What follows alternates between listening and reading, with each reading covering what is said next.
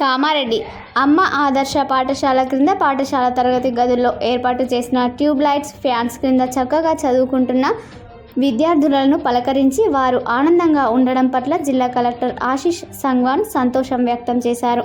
మంగళవారం తాడ్వాయి మండలం ఎర్రపహాడ్లోని జిల్లా పరిషత్ ఉన్నత పాఠశాల ప్రాథమిక పాఠశాలలో చేపట్టిన త్రాగునీరు, విద్యుత్, టాయిలెట్స్ మరమ్మతు పనులను పరిశీలించి సంతృప్తి వ్యక్తం చేస్తూ మిగిలిన పనులను రేపటిలోగా పూర్తి చేయవలసిందిగా ఇంజనీరింగ్ అధికారులను సూచించారు.